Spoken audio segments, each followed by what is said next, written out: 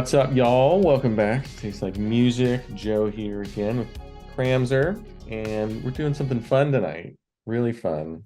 Cramser suggested it. He's shaking his head, but he's the one. I never in a million years expected him to agree to this, but we're reviewing the new Fall Out Boy. So much for Stardust, their eighth album, first since 2018's Mania, which just a bad album. Everyone hated it, and then they dispersed basically. I think they were kind of touched by the negativity. I mean, the critics hated it, people hated it. It was a mess. So they went away for a while. They're back. They regrouped, and they're it's kind of a throwback to their old sound. I think we all were pretty sick of stuff like Centuries and Light 'Em Up, Up, Up. I mean, nobody wanted that anymore. So they went back, got Neil Avron, the esteemed pop punk producer, to produce this one. And basically they said, and this is a quote from Mr. Patrick Stump, he said it's not a throwback record, but rather an imagining of what it would have sounded like if we had made a record right after Folie à Deux instead of taking a break. Folie à Deux was sort of their last classic album. They came back with Save Rock and Roll. That's one with Light 'Em Up, and people didn't seem to like that as much, although it was quite popular. This is a throwback, so I'm interested to see what Cramser has to say. I don't know how much he's listened to. I don't know if hopefully he just skipped over that whole period from Save Rock and Roll to Mania. I'm sure he's heard the singles a million times at every sporting event, on every NHL commercial ever made. So what is your last experience with Fall Out Boy, and how ready were you for this record? You guessed it. I knew the hits from the last decade just as much as you can hate something. I hated them. I hate those songs so goddamn much. Like you said, like you and I watch a lot of hockey. You score a goal, that song comes on. It sucks so much.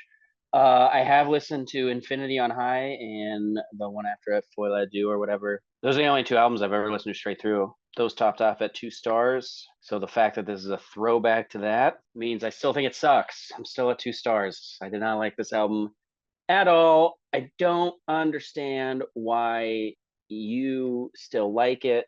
Or if you do, I don't know if you like this album. But I hated it. And we'll start there before we get into details. And I do have some decent things to say about it. Like, I used to just dislike Patrick Stump's existence and just thought he was a tool.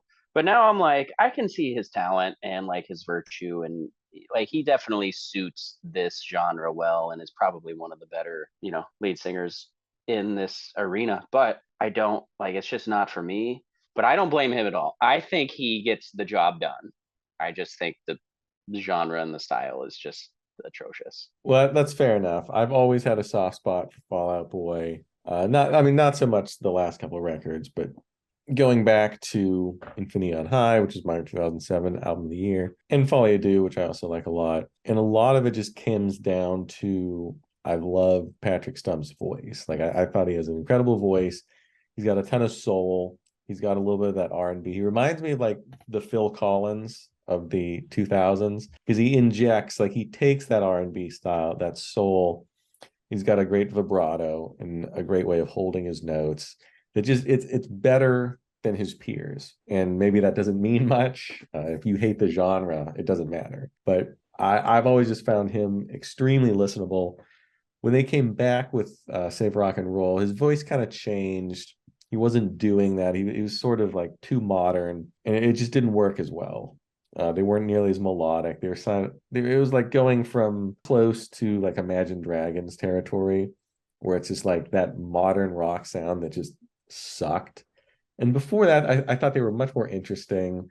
They got Babyface to come in and produce a couple songs on Infinity on High, the Thanks for the Memories, Lawyer one. And they got Pharrell to produce a track on Folie à Deux, which I thought was pretty cool. So they like mixing in these different styles.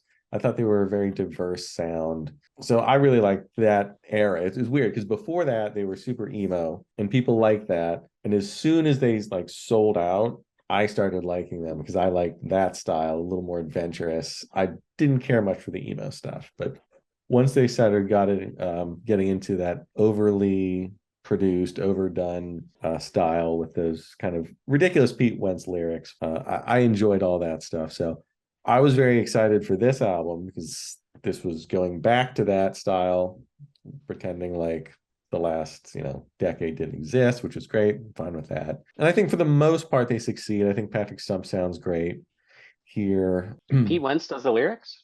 Hmm. Oh God, I hate it.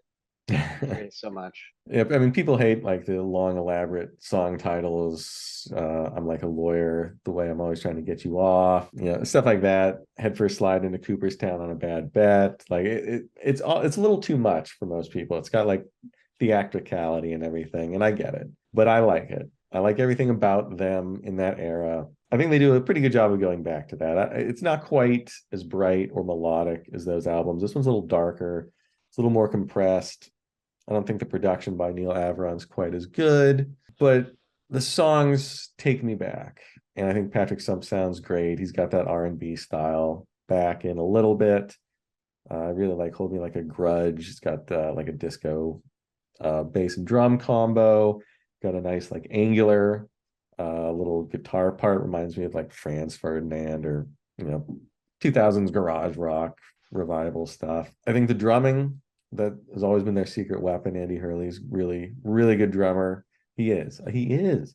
He was in all No, sorts he's of like not. hardcore bands. He's a fantastic drummer. I can listen to the album just for Stump and Hurley's work. And there's a lot of diversity. Fake Out's really nice and poppy. I Am My Own Muse, you get a little theatricality. Kintsugi Kid reminds me of big retro 80s Carly Rae Jepsen pop sound. And if you're looking for like really deep music that's going to like explore new territory, that's not really what this is. And it's not really going to be what they're about. They're sort of like a mashup of a whole bunch of different genres.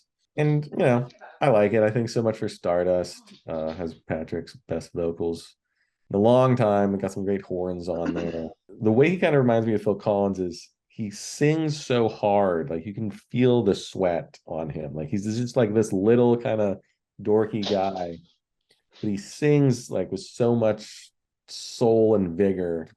That's kind of where I get the Phil Collins from as well. It's sort of like he's trying to overcome his own sort of limitations and lack of confidence. Kind of like Phil, because he was a little balding, drummer, and Runt of the litter, if you will. Yeah. yeah, Trying to exactly. But prove themselves. he Yeah. makes you feel, and he's sexier than he looks through his vocals. So that's I, why. I, I got no problem with that. Like I said at the top of the video, I was anticipating, like, from what I remember, just hating his contribution, and I don't. I think he's the strength of the band. The drumming, I think, is just absolute garbage. You can predict what's coming like 5 seconds, 5 bars before it happens. And that's kind of my problem with all this. And, well, I'm about to shit all over this album, and I'm really just shitting on the genre. We did that video where it was like genres that don't stand a chance with us, and me and Jason just like both kind of ganged up on this. And there's just something about these fucking dudes in their 40s singing like they're getting broken up with via a note in study hall that I just can't take. It seems so fake. Like that line, it's like, what would you trade the pain for? And like, I didn't want to go. I just wanted to be invited. It's like, are we ever gonna grow out of this? Like, you guys you're pushing 50 years old now. I don't get it. Even your fan base is now your same age. Like, I don't know. But like this sound, the emo pop, metal pop, whatever mashup, it's just like music to drink energy drinks to. I don't know. And the formula is so religiously followed. Like it's kind of low key in the verse, and then there's a big crash, and then it pumps up, and it's big 4 chord chorus.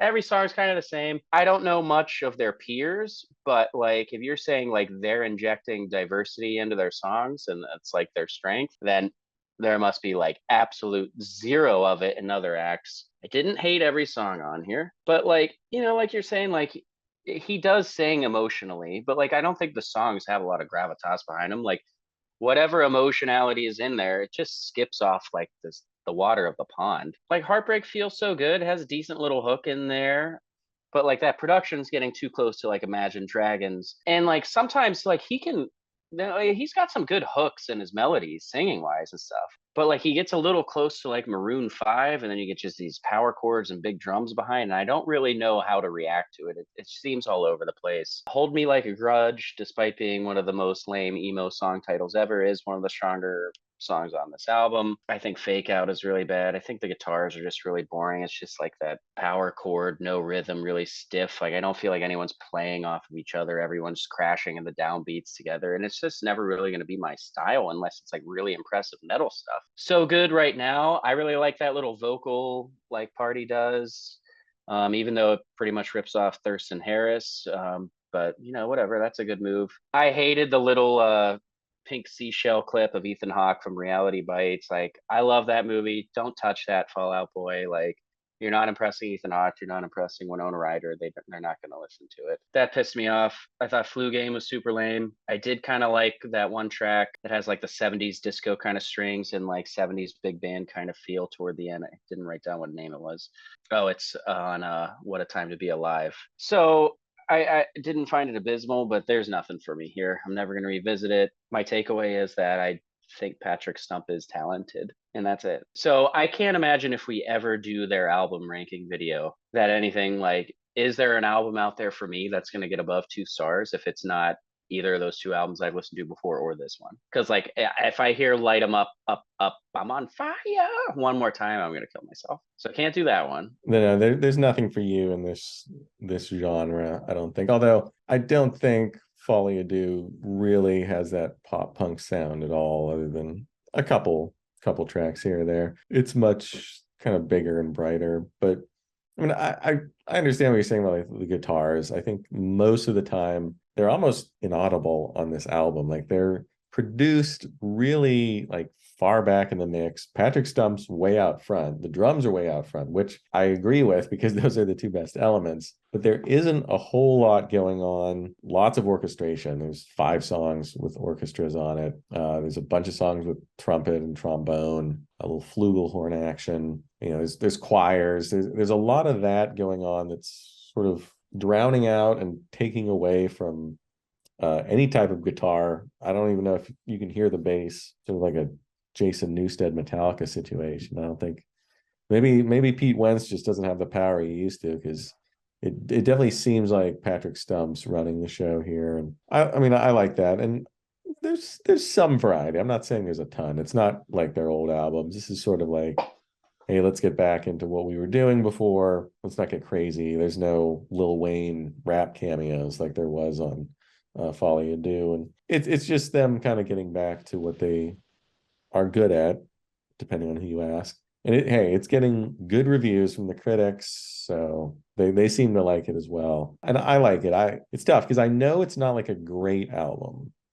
Like the songwriting isn't great. The production isn't great, but I just like listening to it. So I'm going to go 4 stars. I know it's probably not a 4-star album, but to me, it's a 4-star album. Well, I'm glad you got some enjoyment out of it, buddy. I didn't think they'd be back. I thought they were gone for good after Mania. So I'm happy that they came back, and I'm sorry you had to go through this, but for the channel. I did it for the channel. That's it. That's the only reason I did it. For the views. And I wanted to bring a little more venom in here and kind of kick you in the nuts and be like, how can you like this crap? But now I just kind of feel bad for you. So I'm just fucking. It wasn't terrible. I'll take them over Avenged Sevenfold every day. Well, we'll have to have a different argument about that. So what did you think of Fall Out Boy's triumphant comeback? So much for Stardust. Give us your take in the comments. Let us know if you actually listened to it. I don't know. It doesn't seem like the style for most of our viewers, but maybe take a chance, listen to some Fall Out Boy. Let us know how you feel. Like the video, subscribe to the channel. Check us out on Patreon. You can become our patron, and check us out on social media, Facebook, Twitter, Instagram, etc. See you soon. Thanks for watching.